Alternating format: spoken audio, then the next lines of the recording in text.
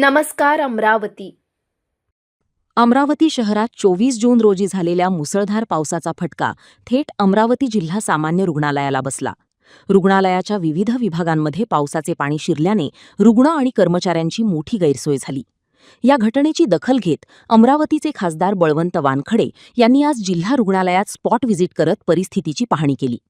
24 जून रोजी सायंकाळी झालेल्या मुसळधार पावसाने अमरावती जिल्हा सामान्य रुग्णालयातील सिटी स्कॅन विभाग, आपत्कालीन वॉर्ड आणि इतर काही भागांमध्ये पावसाचे पाणी शिरले होते.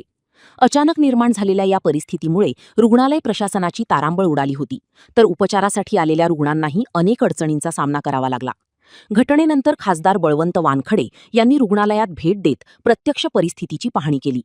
यावेळी जिल्हा शल्य चिकित्सक डॉक्टर विनोद पवार, सार्वजनिक बांधकाम विभागाचे अधिकारी गिरी आणि महानगरपालिकेचे स्वच्छता अधिकारी अजय जाधव यांना घटनास्थळी बोलावून झालेल्या प्रकाराबाबत स्पष्टीकरण मागितले.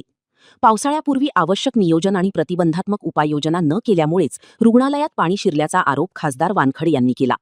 भविष्यात अशा घटना टाळण्यासाठी तातडीने उपाययोजना करण्याच्या सूचनाही त्यांनी संबंधित अधिकाऱ्यांना दिल्या.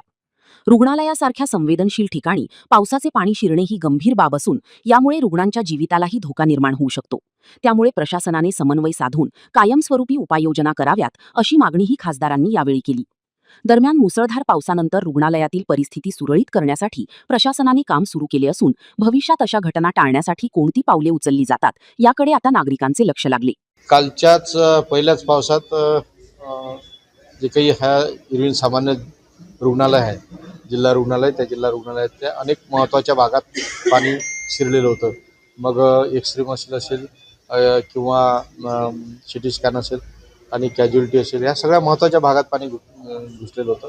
त्यासाठी जे काही पूर्वतयारी करणे गरजेचं होतं महानगरपालिकेनं, ते केल्या गेली नाही. प्रशासनसुद्धा त्यासाठी तेवढंच जबाबदार आहे.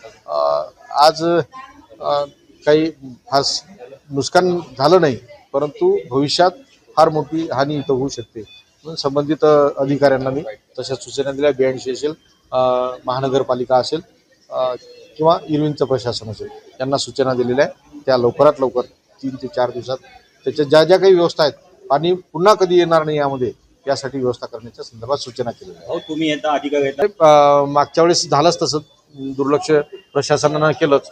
मग प्रशासनानं मागच्या वेळेस दुर्लक्ष केलं, मग BNC असेल किंवा महानगरपालिका असेल यांनी दुर्लक्ष केलं, म्हणूनच यावेळीची सुद्धा परिस्थिती अशी निर्माण झाली ना. ती परिस्थिती वारंवार आता उद्भवू नये या संदर्भात मी सूचना केलेल्या आहे.